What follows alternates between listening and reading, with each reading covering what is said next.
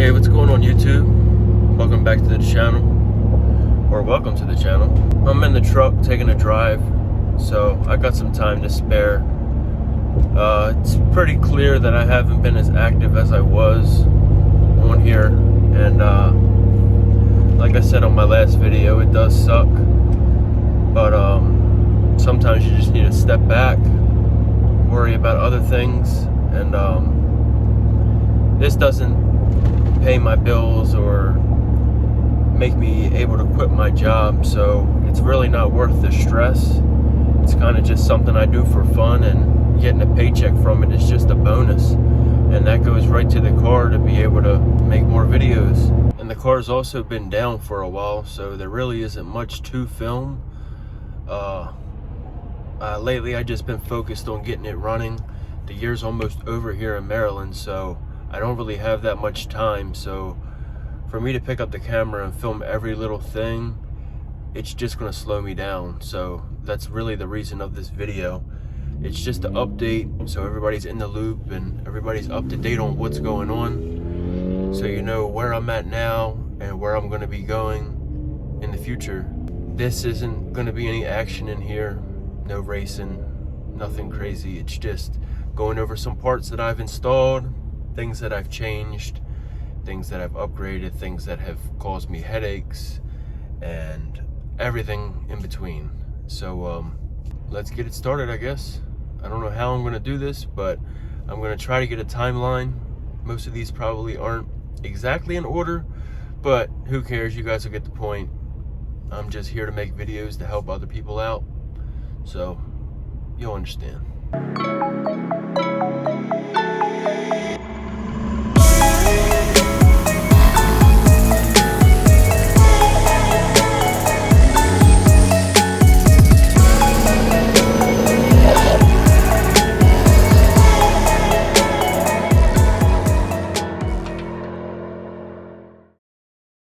So I believe the last video that I even posted with the car in it was how to get more travel out of the front struts, the no prep / street travel video. That video actually did very well, so thank you guys for watching that. In that video, when I was done filming all that, put it down on the ground, and it was pretty low, a lot lower than it was before. So originally, without the spacers on there, I had a 12 by 200 spring. Very hard, very short. What I put on there was a 14-110 because that's what everybody says they run. And I didn't take in consideration that most of these people had aluminum blocks. Obviously, I have an iron block. That extra 100 pounds makes a big difference. So when I saw that it was low, it was actually bottoming out. The spring was, I mean, there was gaps like that, which probably wouldn't be bad, but the strut was almost bottoming out. And even with the collar on the coilover halfway up, that was just making it worse. It really wasn't raising the car because of all the weight sagging on it. So that was a bust, waste of money. I ended up buying a pair of 14-150s from a guy on Instagram. He sent them out to me from Florida. I put them on, but in the meantime, I had my 12-200s back on, and that thing sat up so high, it looked ridiculous. So I needed something to put on them because I was driving the car around, just, you know, enjoying it. So the 150s, 14 by 150 showed up. I put them on there. Big difference. Made it perfect. But it was also bottoming out the strut on bumps. So currently the car's still on 14 150s. I just have to keep the ride height pretty high, or else every little bump it bottoms out. I could probably lower it maybe like 1/4 of an inch or so. I might end up doing that, but right now it's smooth. I hit a bump, it's fine, so I might just ride it out. I don't know. I really don't like the squat in the back, and it looks goofy. And also on one of my last videos, I showed you guys that the trans was leaking. So that's something that definitely needed to be addressed. Also, the video before that was when I made my last hit on the street 4 or 5 months ago, I think. And that's when the trans line busted because of a stupid mistake on my part using push lock. But I got all new braided lines for that now. But the trans leak definitely need to be fixed. Not only is it annoying that it's leaking everywhere, but it's unsafe. So I can't really track down where it was coming from. because it didn't just steady come out with it running or apart. It just did it over time. So it would be bone dry the day before. I'd come back after work and the whole pan would be drenched. So it's hard to track down something like that when you don't know where it's coming from. So on one of my last videos, I mentioned that the trans brake solenoid had some spin to it, and I really didn't know if that was normal or just how it was or what. So I RTV'd that, and I also have a cheap Jags dipstick that I RTV'd. Cleaned the trans and the pan all up, let it sit. Next day, still had fluid everywhere. And the RTV, I guess it just wasn't made for the trans fluid, and it was all seeping out of the dipstick. So okay, I'll just order a low-carb dipstick then. That's what I did. Low-carb dipstick showed up from Summit. That's a real nice piece. I got the top of the line one, anchor tight. You got to take the pan off to put that on there and everything. I got the best of the best. I said this thing is not going to leak. So I thought for sure that was going to fix it. Put that on there, good to go. It slowed down the leak, but it's still leaking from somewhere. So I took the trans brake solenoid back out. I got RTV that's specifically made for trans fluid that won't eat it up. Put that on there. Hopefully this fixes the leak. Took it for a drive, pan bone dry. Next day, there's a puddle under the car, still leaking. So for my sanity, I stepped away from that, take a break. Tired of wasting my time on that, let me move on to something else. About the only good thing that was going good was the PTC converter that I bought used that was supposed to be specifically for my combination. The one I sent back to PTC for them to loosen it up. That showed up finally after like 4 weeks. Thought they forgot about me. So that was about the only good thing that was going on trans related. So I don't know if I've ever talked about this, but I had a set of Pro bracket radials for a couple months now that I had intentions on putting on the car. That was mainly just going to be for the racetrack prep, and I did want to kind of try them on the street just to see how they would do. So I figured, let me get them put on. So I bought the Jags wheels, the polished ones. I painted them, which that's a whole nother situation.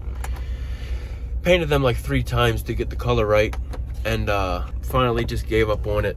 It is what it is. So the plan was to put the slicks on the Jags wheels and then put the Pro brackets on the Race Stars. So that's what I did, swapped them up.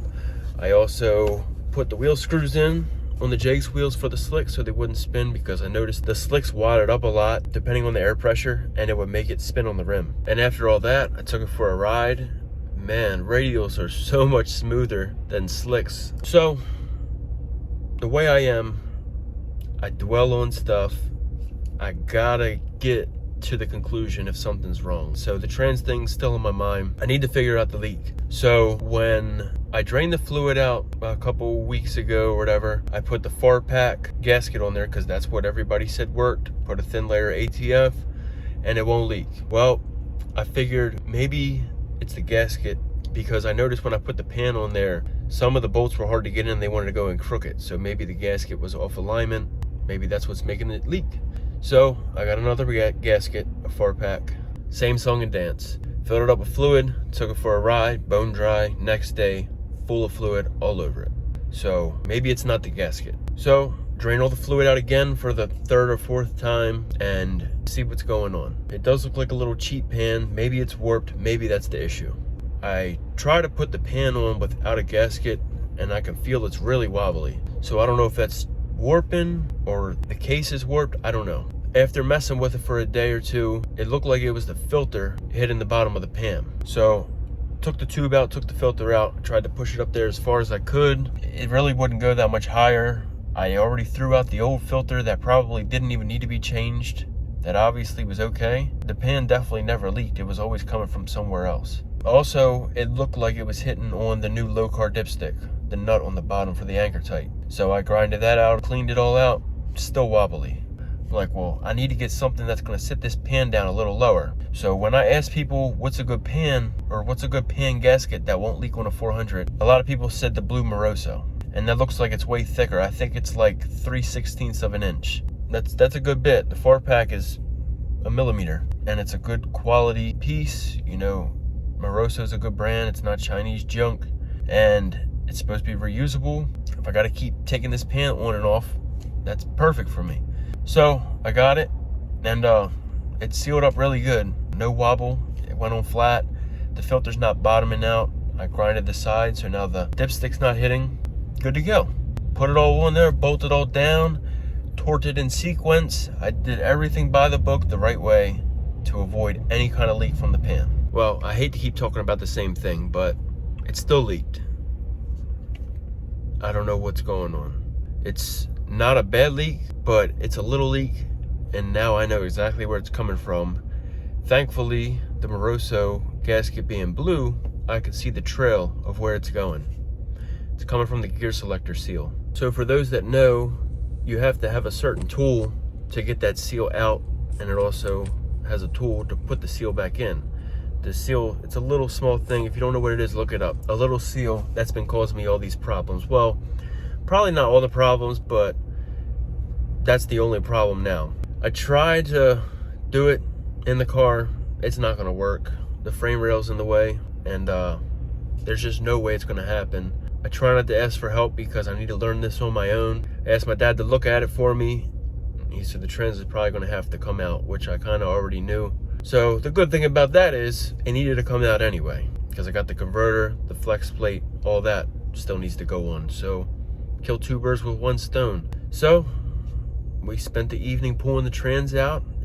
Fairly easy, everything went smooth for once. Probably had it out in an hour, maybe a little over an hour, which isn't bad for the first time pulling it in that car. We never put the trans in or out in the car. It's always been connected to the engine. So while the trans was out, put it on the backyard picnic table, I decided it's time to do the trunnion kit. I've had this kit for months as well. I buy all this stuff and then just sits, and then finally I'm able to put it on at the most random times. So figured it was a good time since I couldn't really do much more. So the BTR version 2 trunnion kit, I did that. While I took all the rockers off, I pulled a plug just to see how it looked. They've been in there for a few months, and as you can see, it's pretty rich and had some oil on it, so I'm gonna have to buy a set of them. And if you don't know what the trunnion kit is or interested on how that works, here's a few clips of that right here that I did at work.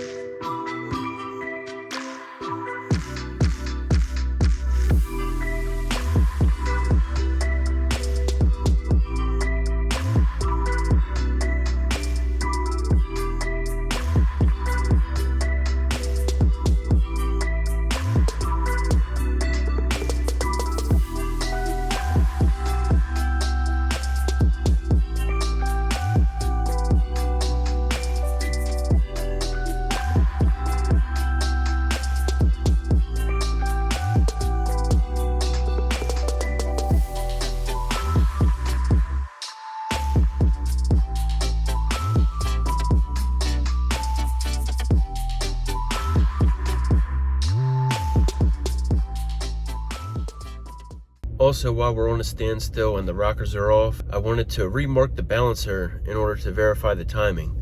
I did that probably last year, and my timing marks were obviously way off because it was saying I got like 60 degrees of timing at idle. So I decided to remark the balancer, and sure enough, it was off. So now it's marked the correct way, and whenever this thing's running again, I'll be able to verify the timing. Also, I decided to tidy some things up and just check over a few things, and one of them was the wastegates. I looked at them, took them off. They felt a little hard to open. It seemed like there was like a dry spot where it was rubbing or something. So I took them all apart, I cleaned them up really good, and then I put some copper anti-seize in there that's good for temperature to help move that piston up and down a little bit better.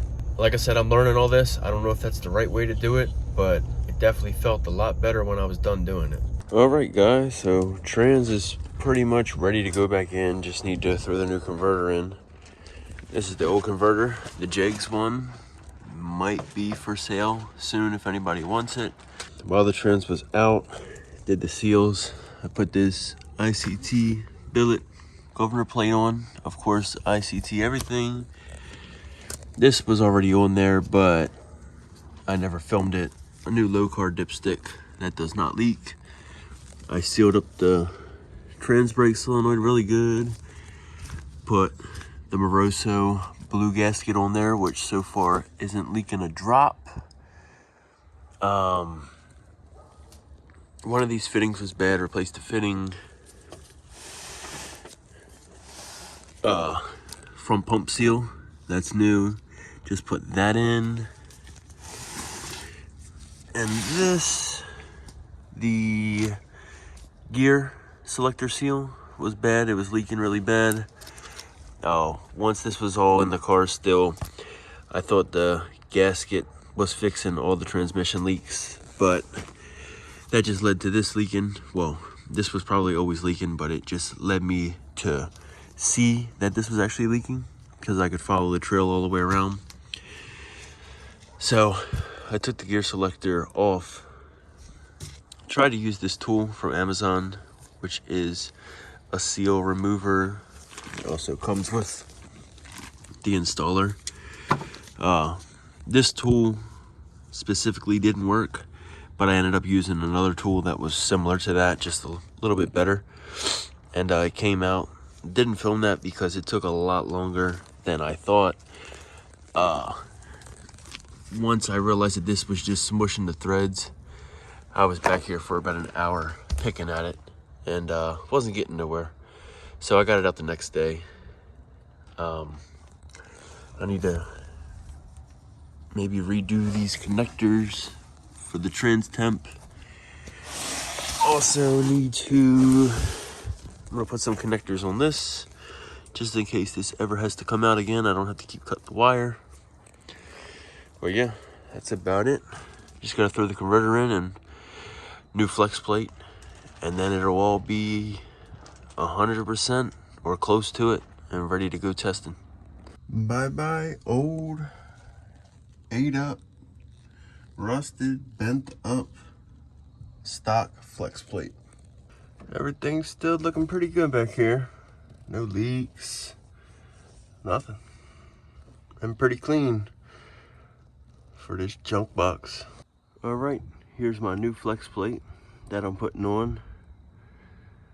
Much safer. Oh, this is my new one I'm putting on. Much safer, stronger, probably straighter, and looks pretty cool too.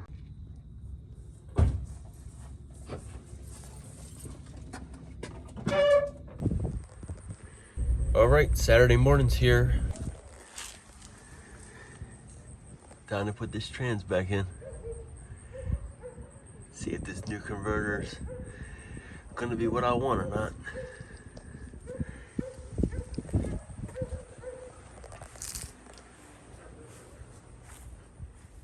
Everything went smooth again. It was a walk in the park. Went right in. Everything was good. Also painted the drive shaft finally, so now it's not rusted. I think I have a clip of all that I'll throw in here.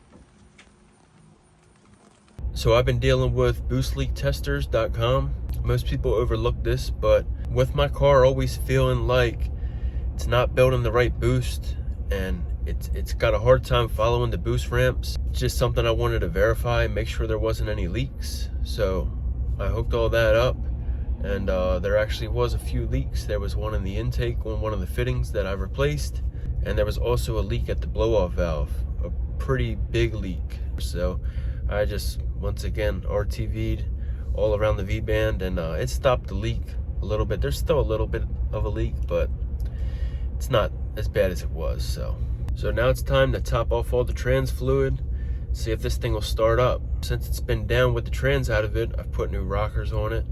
Well, the trunnion kit, same rockers. I've boost leak tested it. I've maintenanced the wastegates, tidied up some things, changed minor things that aren't really important to talk about. So it's time to start it up now.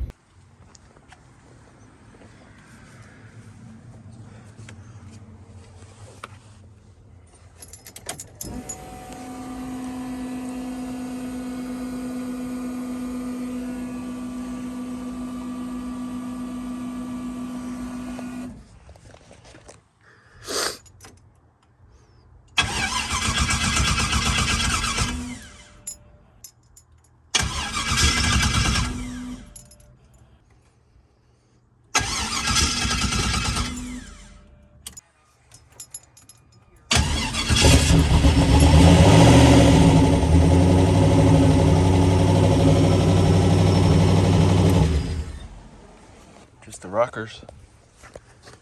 Sure you got them all? Yeah. It's easy to have one not on the lifter. On the push rod? Yeah.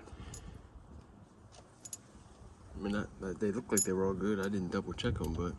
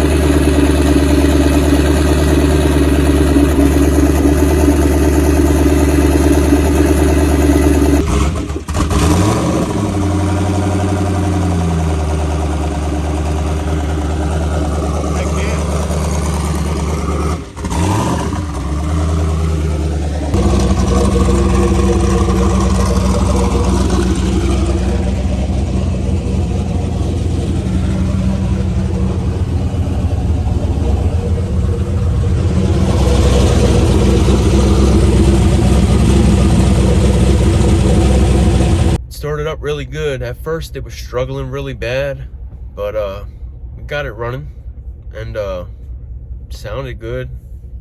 Once the oil got through them rockers, it was idling perfect, and I was anxious to put it down on the ground and really just see how the new converter was, how it felt driving, and most importantly the spool up, because everybody knows I've struggled with the spool up since I've had this car together, and it's been pretty annoying, especially on hot days and stuff like that. I mean, it would only go to like 33, 34 on a good day. I want that thing to go to like 4,000. So I'm just hoping that everything worked out with this converter and PTC got it right. So let's see.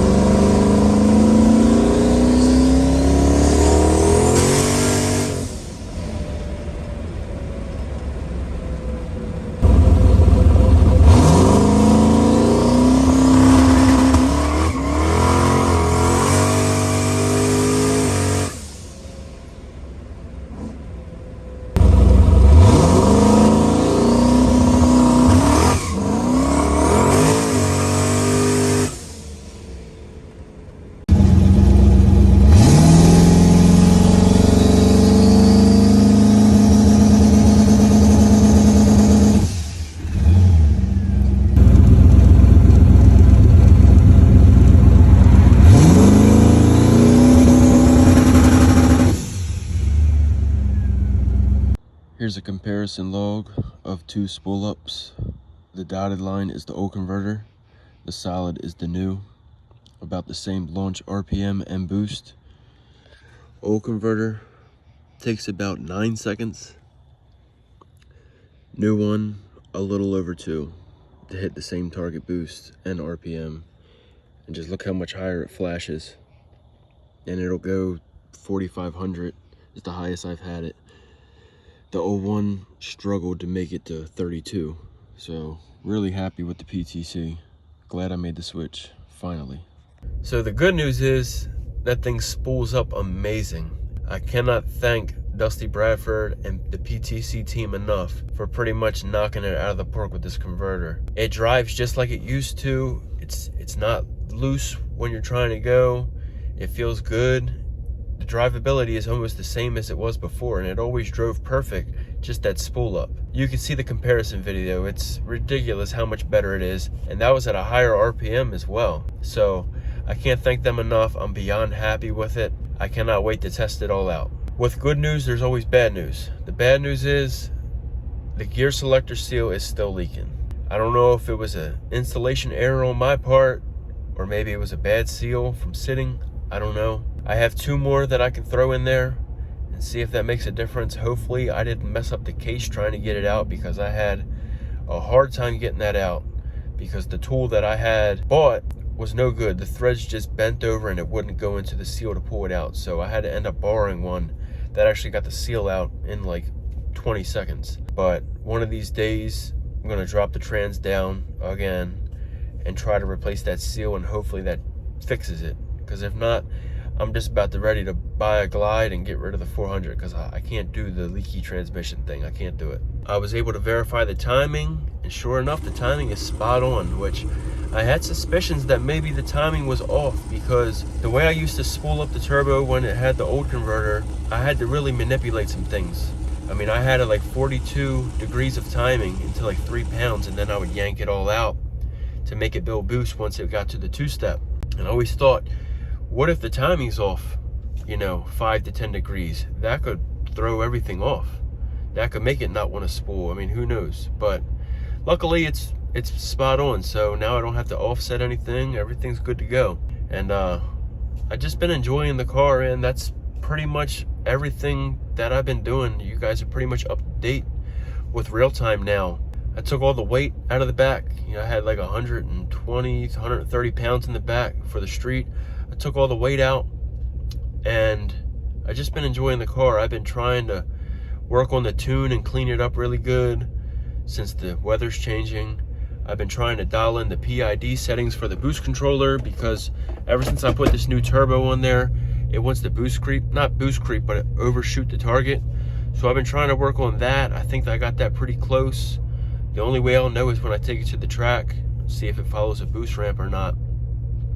Doing PID testing on the street, it doesn't really work, because if you're constantly pedaling it, the boost is just going to keep going up and down anyway. So I need to be on something that I'm hooked up on the whole time to get good data. That or a dyno. And a dyno's not out of the question, because I've talked to a friend of mine and he said I could throw it on his anytime I wanted. So I'm still up in the air if I want to do that or not. It kind of scares me because I've never done it before, and also stuff breaks on the dyno, and I just don't want to have to deal with all that. But it probably would make for a good video. Let me know down in the comments if you'd like to see this thing on the dyno. It's never been on one before, ever. So yeah, that's about it. As you guys saw in my last video, the Pro Dash finally showed up after 7 months. So I'll be installing that shortly, and letting you guys know the future plans of what I got going on for the car and the channel. So if you've stuck around this long, I appreciate you. You guys are the reason why I keep doing this. If it wasn't for the people supporting me and leaving me good messages and comments all the time, I probably would have hung it up by now. But if you're watching this right now, I'm making this video for you. Thanks again. I'll see you guys on the next video. Hopefully it's got some action in it. I guess we'll have to wait and see. Have a good week, guys. See you on the next one.